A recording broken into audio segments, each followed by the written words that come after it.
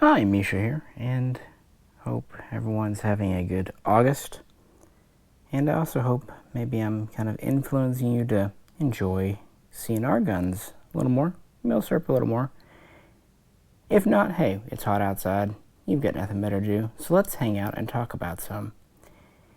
And as the title suggests, I thought it would be interesting to kind of see how World War II affected guns from four of the major powers, and how they would change them, simplify for war, in some ways improve, in some ways devolve and evolve back, and so on and so forth. And this will be part one, looking at rifles. Part two, we'll look at handguns. And kind of going to 1941 through 1943, we have the Mosin M91 30. And from the same time period, we have the Lee Enfield No. 4. Of course, the Mosin was the standard, the backbone really of the Red Army, and the Lee Enfield No. 4 was the latest version of the Lee Enfield family, adopted in Britain. And yeah, the lowest point of production for these would have been late 41 through early mid 43, when the most economies were made because of, well, where the nations were at the point in the war. Compared to that, these nations were having a pretty good time of it in 1941, 1942 even. It wasn't until 43 and really 44, 45 that the German Carabiner 98k started to kind of devolve. So much so that they renamed it, redesignated it as the Kriegsmodell, the war model. And likewise in Japan, the at that time newly adopted Arosaka Type 99 would be replaced by the substitute Type 99, of which there are tons of variations because of how many factories they were produced at. So yeah, we're going to kind of compare and contrast. The first two here are from 41 through 43, and the last couple of guns will be 44, 45 periods, just seeing how each nation met the demands of war and ranked its production up for full time. So yeah, let's hang out and just kind of talk about that for a bit. Why not? What better place to start than with the 9130 Mosin Nagant, or really just Mosin as it's known in Russia. But first, because I'm supposed to do this, if you could, please like, share, and subscribe. And if you'd like to help support the channel, yay, we have a link to a Patreon page where occasionally I do things. So check it out if you're interested. Now let's get to the fun stuff. Here is a good example of a wartime gun. Now, it has been reworked after the war, as most Mosins you're going to find are, so it's not 100% correct, but it'll do for this video. And up here is actually a late Dragoon, and that's really where the 9130 started. In World War I, they used an even longer version, believe it or not, just known as the 1891. But they also had a slightly shorter version for cavalry and whatnot, known as the 1891 Dragoon. There was also a bayonetless version known as the Cossack. Well, in 1920s, Russia, the Soviets, decided they were just going to have one model of Mosin, the Dragoon, for how very egalitarian of them. And in the 30s, they found ways to modernize and simplify it for new production. For example, they went to honestly better sights, but also much cheaper to produce.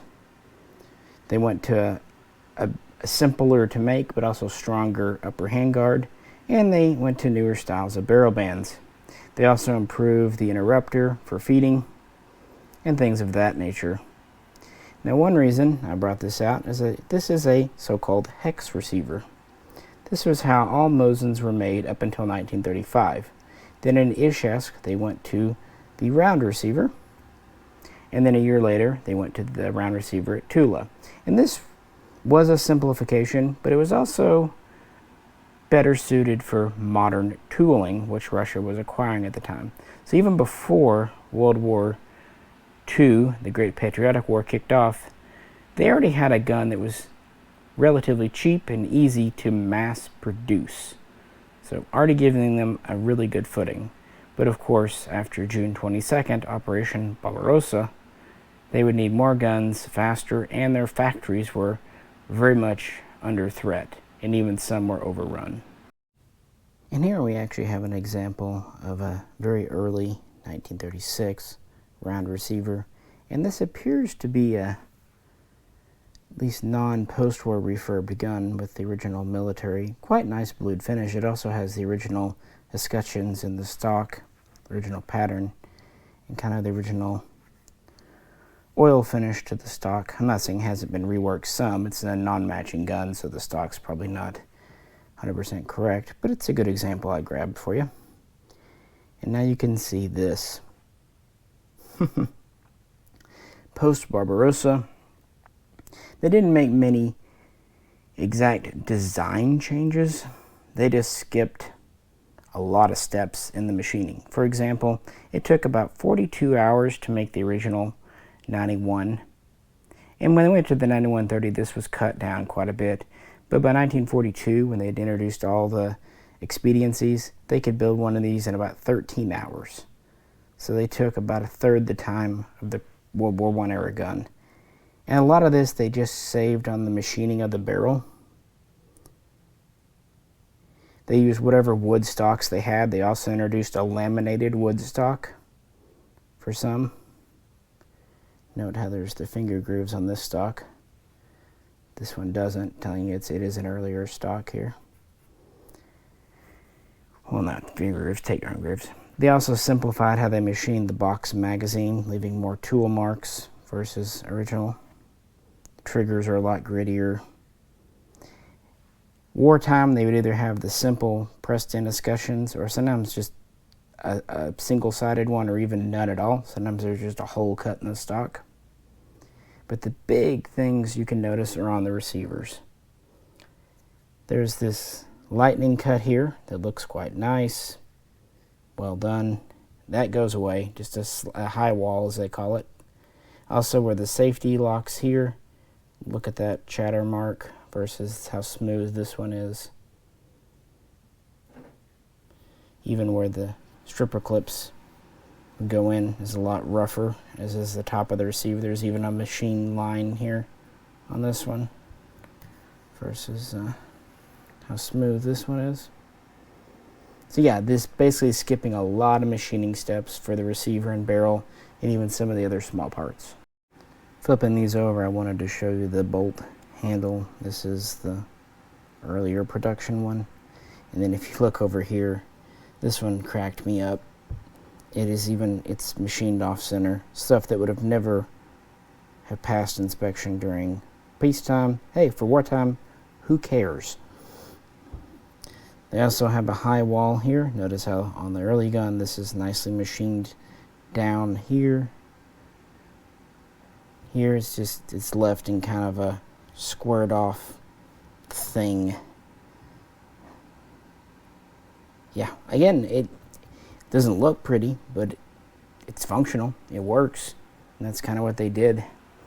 So they even had to relocate factories, but they kept production up. In fact, they switched from SVT production to more 9130s because they could build 3 or 4 for one SVT. They also built a bunch of Papa Shaw's PPSH 41s, and that was late 41 through 42 and into 43 till you get up to like the Battle of Kursk and the fight for Voronezh and the liberation of Leningrad and all those events. But by 44, the 9130 is still in production, and quality does improve. Now by that time, the new carbine, the M44 Carbine, is starting to replace it. So they were starting to wrap up rifle production by 45.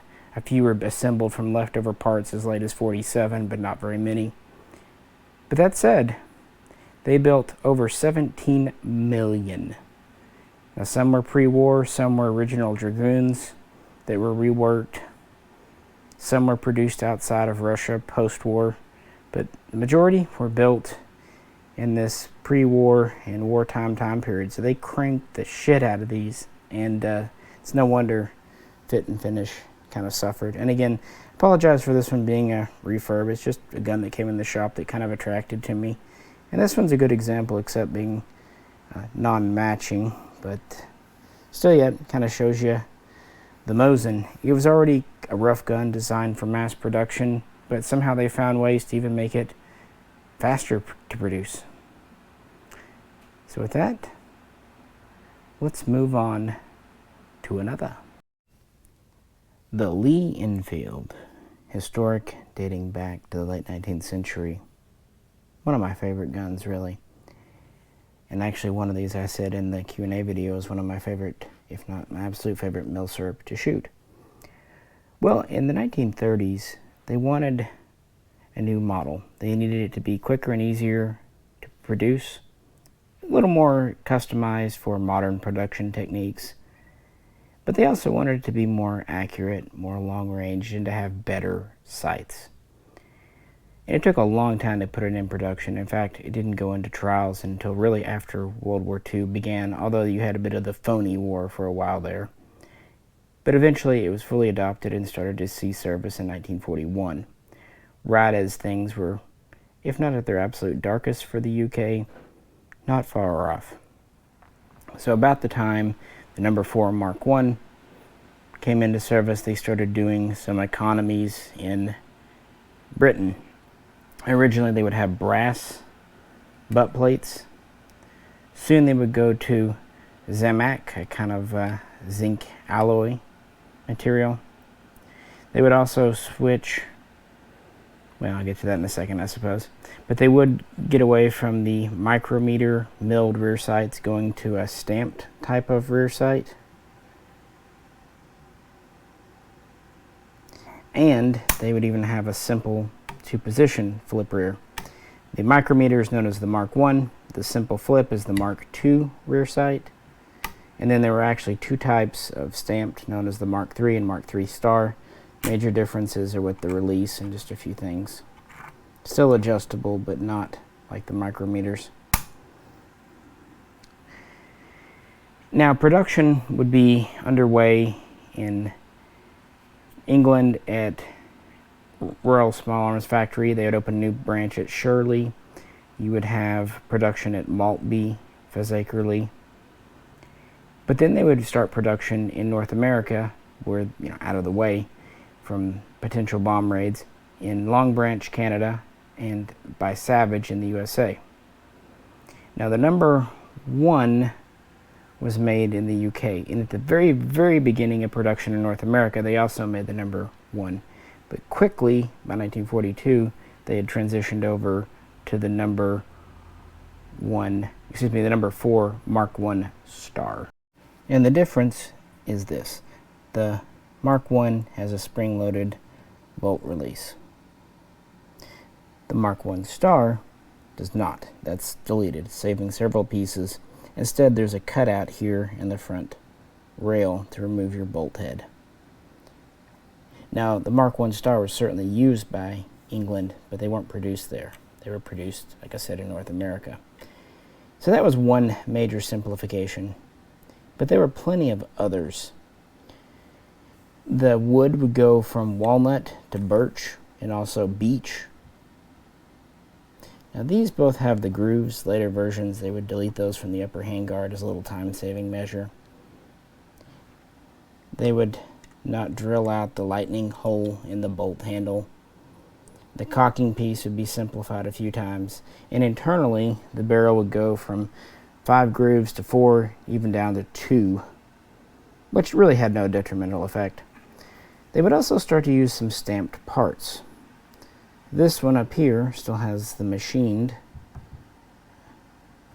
but this one has the stamped sight protector. And that wasn't necessarily a defect or absolutely a shortcut. For example, Canada would continue making these well after the war because, yeah, why not? Likewise, the trigger guard would change up a few times. You would have an unlightning cut and a lightning cut machined, and then you would also start to see stamped trigger guards. Honestly, I'm not sure if the stamps were made in the UK or if they were just made in Canada, but they certainly were. And things would continue, a few little economies here and there to ramp up production. But that was the main thing, going to cheaper, faster to cure wood, making the barrels with fewer grooves for turning them out faster, and replacing some machined parts with stamped parts, including, like I said, the rear sights. Worth pointing out that Canada would switch from the Zemek butt plate to a steel butt plate later on, and Britain would go back to the brass butt plate, because by 1944 things are looking better, and so they would start to kind of make nicer looking guns with better sights and all that good jazz. And then after the war, a lot of these wartime guns would be upgraded either just to the kind of pre-war standards for the number 4 Mark I, or even to the later number 4 Mark II, which was adopted in 1949, which was this kind of a fancier version, frankly. So a lot of these went through FTR or even upgrades, so it's actually kind of hard to find one that's 100% correct for its wartime thing, because, well, the UK and Canada used the number 4 through the Korean War and even afterwards for some time. But definitely some wartime economies. Again, the Mark I Star and the simplified bolt release being most notable. That and the unique either stamped or 2-position milled rear sight. So yeah, what do you think about those simplifications? It allowed them to produce about 1 million of these, so not bad considering the relatively short duration. But I think what really helped the number 4, even before World War II, one of the goals behind its adoption was to have something quicker and easier to mass produce. So kind of mission accomplished. So we've talked about the Allies, such as they were, and I didn't bring the US into it because its situation is a bit different, and I don't want to make this a huge video. But yeah, Britain and Russia, because they had fighting on their soil, or at least bombing on their soil. It's interesting to look at. But 1944, things are turning up for both of them. And counter to that, things are kind of going downhill for Germany. Now you've seen these guns before, so I won't hit up everything. But the Kar.98 Kurs, the Carabiner 98k. This was a shortened version of the Kar.98B, and it was ordered in 1934, was adopted in June of 35. And much like with the number 4 and the 9130, one of the goals behind it was to have something cheaper and easier to mass produce than the Gewehr 98, but really it was just to help Germany rearm. That was the main goal. So early guns like this one would have had solid wood stocks. I believe it was almost always walnut. They had high polished blued finish. All machined parts, including the barrel bands, many serial numbers. They used a different length of cleaning rod. In fact, cleaning rod lengths would change a lot through the war. And interestingly, no sight protector on the earliest Kar.98Ks. And they had a machined flat butt plate, relatively small donut for disassembly, and so on and so forth. You know the idea. And even though work began at Mauser, even before the war, certainly during it, dozens of factories, some of them using compelled or even slave labor, were involved to build these. So they were really cranking them out. In 1937-38, they started to introduce laminate wood for the furniture instead of solid walnut. This was easier to make. You could use different grades of wood, and it was quicker to cure. They also introduced the front sight hood around 1941,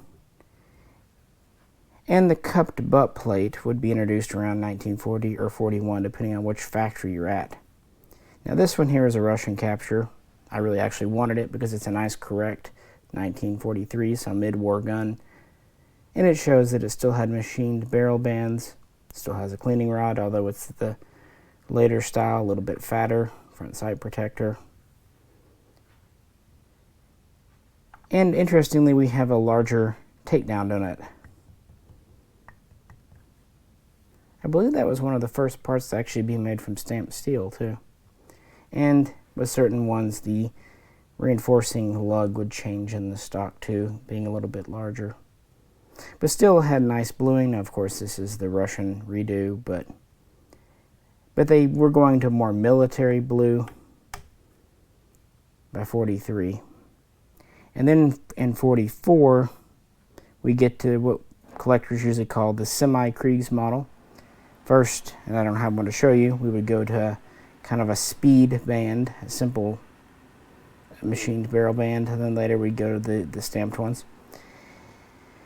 The bluing would degrade, the machining would be more hasty, and we'd start to see stamped components. Now this one here is a very late 1945 made by Steyr, and it's an excellent example, except the guy who brought it home decided the stock needed to be reworked. So he sanded it and whatnot. It's very sad. Originally, the Kriegsmodels had essentially unfinished laminated wood. Anyway, makes you sad, but otherwise it's a good example gun. They also changed up the butt plate. Notice the hole in the bottom. That's because they got rid of the takedown disc. There was actually an important feature for disassembling the bolt for cleaning and maintenance, so you needed it. But by this point, they've got a simplified butt plate, and they just drill a hole in it in the back of the stock there for it. Same sling swivel. The machining on the receiver definitely goes down, at least by German standards. The rear sight is simplified, the graduations on it. We have stamped barrel bands. Originally, these were held in with the same kind of spring clip. We'll look at it when we flip it over. And the very last guns often shipped without front sight protectors, at least that's what it seems to be. Interestingly, the barrel and the front sight really didn't devolve much, although the bolt did. Yeah, let's flip these over. Yeah, for the original production, the bands are held in by a spring, but late, simple screws. Although there's still the kind of leftover hole for the attachment there on the front band. Simple stamped and welded steel. They save themselves the spring and the cutout in the stock. And as you note, no bayonet lug or cleaning rod. In fact, it's just a flat piece of steel here with another little wood screw in it. Much quicker to do. They decided, hey, we don't need either. The bayonet, well, that saved them time and energy and weight on the soldier. Cleaning rod, actually, this rod was an auxiliary rod. Typically, a German soldier would use the cleaning kit that he carried in a belt pouch. So this was redundant from the beginning. In fact, you need 3 rods to clean a complete barrel anyway. So deleting it, they still had cleaning kits. They were just belt pouches, usually with a rope, sometimes a chain. Moving over here, we definitely see a lot of changes on the bottom. Milled and milled with capture screws. I bet most of you know. That continued on for quite some time, well into 1944. Still milling it, still having capture screws. But then, slowly but surely, they would change, going to a two-piece stamped trigger guard and then a stamped floor plate, still removable. Actually, very late production, at least in Czechoslovakia. They even went away from that to a single-piece unit. But they did go away from the capture screws here. And you can still see a bit of the rough finish inside the sling slot there. Again, makes me sad. But otherwise, this is a great example gun of a late war. And this also has the late war phosphate finish used by Mauser, Steyr, and a few others. Still an effective enough gun, but it is rougher. And they did simplify the bolts. Wanted to pull the bolts out from the early one and the late one. In addition to a different finish and just overall quality of the machining, there are some shortcuts made. Notice on the early one here, the safety is very curvy and nicely machined. On this one, it's very squared off, very stark. So that obviously saves some time. A big one, there is this ridge here on the early one. That's totally gone in the late war one. Totally gone. They do retain the kind of auxiliary third lug back here though. That was a safety feature that actually Paul Mauser introduced with the 98 series. And likewise, here are the gas relief cuts, kind of ovular shaped. It takes a little time to machine out. With later bolts, they just went to two simple drilled holes. And they're not even super dressed, they're kind of stark. Again, whereas these are pretty scooped in, nicely machined with kind of tapered edges on each end. Yeah, these are just holes. So they did simplify the bolt in three important ways aside from just the finish. And you can see on the cocking knob how relatively undressed it is compared to this one. And they also just stopped putting serial numbers on near as many parts. And of course factory codes would change as well. Well, let's get these back in for a few final thoughts. So with the bolts back in, it should come as no surprise that the occupied factories like in Czechoslovakia would be the first to really degrade quality because of the forced labor situations. Others, Mausers, are kind of hit or miss. Steyrs seem to have kept pretty decent quality, all things considered, but very much a Kriegsmodell, a war model. But all in all, they did not change a lot. The most notable stuff is just the use of stamped parts, which Germany was a pioneer of stamping, especially Mauser in the first place. And of phosphating, which honestly is a finish that many militaries use to this day. So even though that seems like a decline, and it was to some extent as far as aesthetics, it was actually use of more modern technology. And dropping the bayonet makes perfect sense, and dropping the cleaning rod, they didn't really need it in the first place. Now, as far as I know, most of them had the sight hood, except for the very, very last ones like this. But this is the last block from Steyr. But they would produce guns up until the factories were captured. If they were lucky, they were captured by the Allies. If they were not lucky, they were captured by the Soviets. And one interesting thing, you can find more K98 guns in original condition than maybe Enfields or Mosins, because the Enfields and Mosins were in the hands of the victors. So they continued to use them or refurbish them and give them away to Allies. But with Germany, while some of their guns were reissued, many were bringbacks, like this one here, and so they never had the refurb process. Now, like I said, this one did in Russia, but it's still a neat gun for all that. But the K98 definitely saw some degradation between mid-late 44 and the end of the war in 45.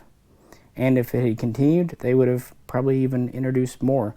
For example, there was a simple stamped rear sight that was being tried out and even was produced in limited numbers. And like I said, there was a simple, basically one piece without removable foreplate stamped trigger guard that was coming into use. So they were still finding ways to speed up production. Regardless, between 1935 and 1945, Germany and the nations it occupied produced over 14 million K98s. So doing a real good job of catching up to Russia. But that's because they were cranking these out at so many factories. So even though it's a really well-made gun, obviously it was cheap enough and fast enough to build to have that many coming out. And now finally we come to Japan's Type 99 Arosaka. And if you know me, you know this was probably one of the main reasons I felt like doing this video today. I like the Arosaka. I like Japanese guns. And often something like this is considered a last ditch. That's not really correct. Japan would build about 3.5 million Type 99s, and of those, about 1 million were of the later war design that they called substitute Type 99. But even from the beginning, they had some good ideas here. Like the other ones we've looked at today, this was adopted in the 1930s, 1939 to be specific, and it was adopted with the new 7.7mm cartridge to replace the older 6.5. And they had some nice new updates, foremost among them having a chrome line bore, a very novel idea for that day and time. And they also had the monopod, the aircraft sights, a couple of features that some sneer at today, but there was logic behind them. And they had the dust cover, which actually Japan learned was necessary because of the Russo-Japanese War a long time ago. But they pioneered a lot of stamping with even the earliest 99s, a stamped cupped butt plate. As with most Japanese guns, they have a multi-piece stock that's dovetailed together. They have a stamped trigger guard. They have not only stamped barrel bands, but actually attached with screws. Kind of makes me wonder if when Germany was looking about the Kriegsmodell, they didn't kind of reflect on this, because you see a lot of that, but that's from the very beginning. They were very high quality guns. The work was done in Nagoya, and it would soon spread to other factories. Ultimately, 7 factories within Japan, plus 2 more without, 1 in China, 1 in Korea, which were both being occupied, would build these. And through 1942, they would basically have this same pattern. But in 1943, we would start to see transitional models here. Really, the first thing to go was the monopod. That saved a lot of time and weight, and it wasn't particularly useful anyway. The aircraft sights actually hung around for quite some time, but eventually they would disappear, and then they would switch from a tall to a short adjustable rear sight.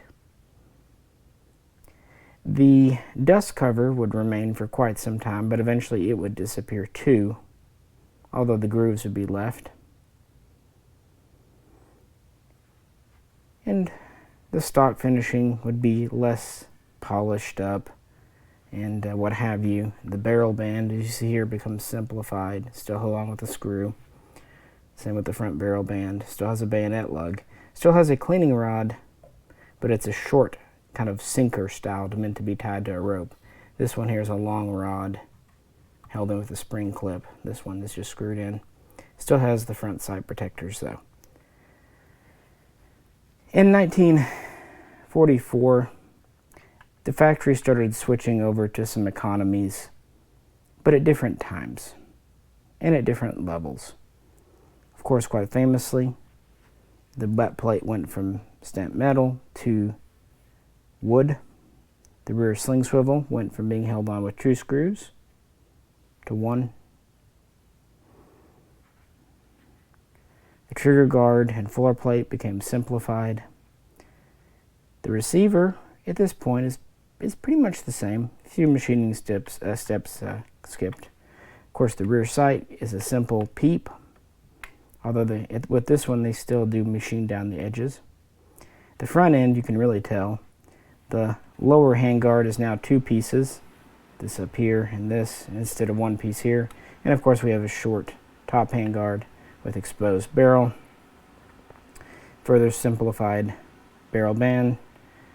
Further simplified front band. Notice they kind of got rid of these extensions. And this is actually pin and welded on, not even screwed on now. But they still retain a bayonet lug, although the cleaning rod is long gone, as are the front sight protectors. And of course the finish goes to more of a military grade finish with these. Flipping these over, another interesting change. The bolt handle, the cocking piece, is very nicely shaped as a plum. But quite early on, they went to this very simple cylindrical shape. Now, interestingly too, this shape is a little bit longer, at least the shaft, to make up for it. This is quite famous. The original safety back here is a checkered nicely machined piece. Then they would transition to a simple lined piece here.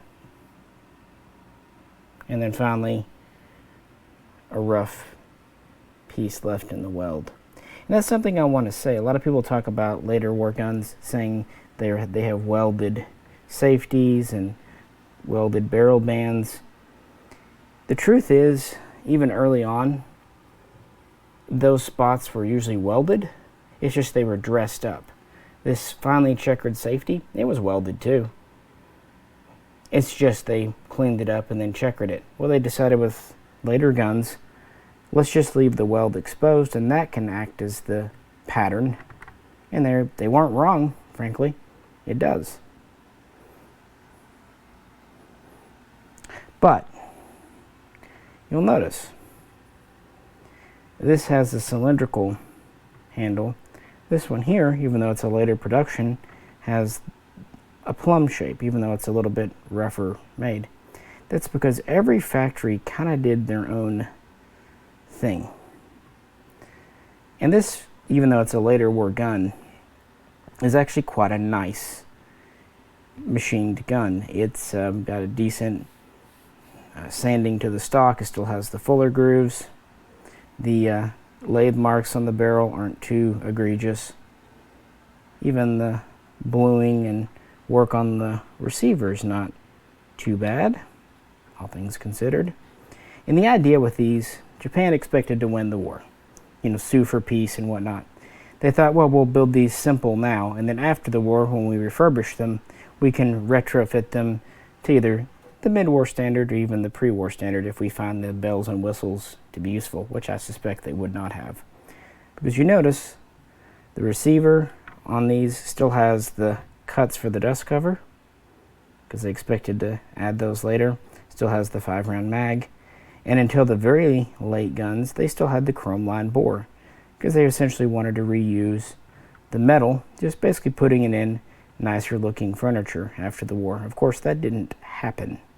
Now this, like I said, I would consider, even though it's a late gun, to be more of a substitute 99, because it has decent fit and finish, kind of equivalent maybe to our Mosin Nagant there. But hey, want to see some true last-ditch guns? Early on in the war and even through mid-war, there was pretty good standardization in the factories, but at the end, the systems broke down and each factory did its own thing. And one of the benefits of Japanese guns, the vast majority in the USA are bringbacks, meaning they haven't been refurbished and many of them haven't been monkeyed with. That means we have authentic things to really look at. And like I said, this one is late, but it's still quite nice made. Here's the one we looked at the beginning. This is the so-called rope hole. Let's just get rid of the sling swivels altogether. It has the cylindrical bolt handle, but interestingly it still has the dished in trigger guard. And the floor plate is not as rough as some. And it has a little bit of edging on the rear sight. And here's our sling swivels. Yeah. But here is a true late one from Yinseong in Korea. Very rough finishing on the wood, cylindrical handle that's actually crooked. This has the straight, flat trigger guard, no longer dished. Very rough machining, but interestingly it still has what might pass for a fuller groove. And whereas this one has the standard solid band, it still has a split band, but very crudely welded. But on the other hand, the barrel lathe marks are everywhere on this gun, and it has the quite interesting flat-topped front band versus the round. Just a piece of sheet steel just welded on top. And then finally we have another very late one. This is a Akakora. And one interesting thing about Akakora is they're rough Wood finish is pretty standard, but they kept the plum bolt handle, even though again it's simplified a bit. Flat trigger guard, pretty rough machining. They didn't even trim the edges of the rear sight. It's just square. Again, very rough upper hand guard, flat barrel band. I mean, not flat, but you know, unforked, and a pretty standard front. But notice these all have bayonet lugs. Cleaning rod was dropped early, but the Japanese, unlike the Germans, greatly valued their bayonets, which I guess late in the war, when ammunition was short, okay, fair enough. A little bit of validity there, I guess. And flipping the late Arisakas over, my point is, there was a Kriegsmodell standard, or in Britain there was a Mark I and Mark I star standard, but by 1945 in Japan there was no standard because they worked with whatever they had. If they could make a part, for example, one interesting thing about Akakoras, aside from the plum handle, they still retain the 2-screw rear swivel. And here we have the 2-screw on the Korean example, which is really odd considering all the other economies. This still has the cuts for the dust cover. This does not. I think at this point they realized, nope. This one too is missing the cuts for the dust cover. And it's a rope hole. And this rope hole doesn't even have the front sling swivel. Some do. Just kind of goes to show you, these two are definitely, for different reasons, kind of my latest style. But even each of those has kind of things. But yeah, this is why they're fascinating to collect. They really are, and a lot of fun too. But the fact isn't how rough they got. The fact is that they continued to fight and build these things months after Germany surrendered, years after a blockade. They had very little wood, they had very little good steel. They were running out of petroleum. Their factories were 90% bombed out of existence, and they still made them. So I think for this video, yeah, the award for roughest gun will easily go to Japan. But that's not a condemnation. In some ways, it's a credit. I'm not getting into the politics or any of that stuff. Yeah. I'm just saying the average Japanese worker in the factory put a lot of time into this and risked their lives, even more than the German worker or the Russian worker or the British worker who, had to worry about bombs. And that's what makes these urgency, substitute, emergency type guns interesting. The fact that people aren't just able to make machines under ideal conditions, but under the worst conditions, under the threat of death every minute of every day. And that fit and finish at the end of the day really doesn't matter. As long as the gun is safe to fire and reasonably accurate, who cares how it looks? Who cares, how nice a weld is dressed, or if it's pretty bluing or rough bluing or chatter marks in the wood. If it works, it works. And a lot of these late war guns, German or Japanese especially, saw very little use and have really pretty bores. But I've done tons of videos on these, so I'll shut up now. But I just really enjoy talking about these. And with that, let's kind of throw them all back on the table for some final thoughts. And there we have it. I appreciate you hanging out with me as always, and hope you found it kind of interesting.